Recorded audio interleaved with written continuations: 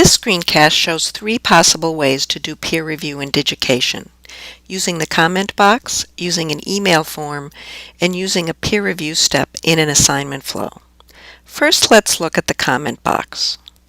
Each page in a Digication portfolio has a spot for viewers to leave comments, similar to commenting on a website or a blog.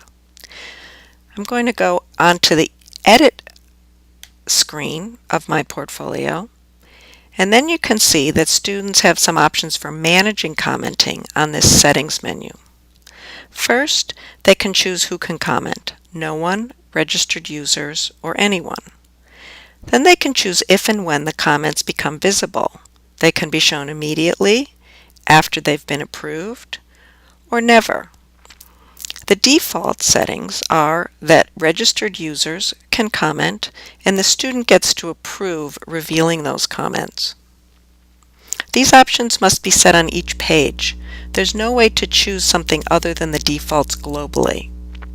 The advantage of using the commenting feature for peer review are: it is a familiar way of commenting on websites, comments can be directed to a particular page, and students can control the visibility of the comments. The disadvantage is that if comments are shared, it must be done globally. To make them visible to the instructor, they must also be made visible to all students or other viewers of the portfolio. A second option for peer review is using a contact form. A contact form is one of the 4 primary types of module that students can select when constructing page content. You see in my portfolio here I've added a section called Send Me Feedback. If I go to this section and choose Contact Form as a module, click Add this module. First, I get to confirm that this is the email address where I want my comments to come, and I click Save. Then I can view the contact form on my page. So viewers of my portfolio can come to this page, enter their email, a subject, and a message.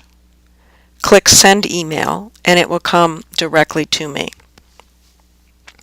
The advantage of using the contact form is that students can receive feedback directly from multiple peers and the instructor. Again, the disadvantage is that feedback from peers is not visible to the instructor, and it would be difficult to track if students have provided feedback to others. So a third option for peer review is to include it as a step in an assignment structure in a course. I'm going to go to my Courses section now and open a course that has an assignment in it. Now, assignments are made up of a series of steps, and one of the choices are steps for peer reflection or open-ended comments, or a rubric completed by a peer. So to see what this looks like, let's look at the details of this assignment. I'm going to click on the title to show the details, and then click Edit Assignment. I have 2 steps here in this assignment. The first is for students to submit a draft of their portfolio. The second is a peer reflection step. I'm just going to click on Edit here to show the options you have when you set up this step. I could have changed the title if I wanted. I could have added in some particular directions. I've selected here Step 1 to show which step is being assessed by this peer reflection. If I want, I can set a particular date for this to be available, but I've chosen to have it become available after students submit the first step, the submission of their draft. I can also set a date for the assignment to disappear if I want. I can choose who can see this. The default is that both the student being assessed and the assessing peer see the comments, and they're always visible to the instructor. Now, when students enter this course and come onto the course homepage, if students have submitted drafts, notifications will appear here on the front page, and the student can choose a student whose work to assess, and they will have a link directly into that work and into the comment box where they'll insert their review.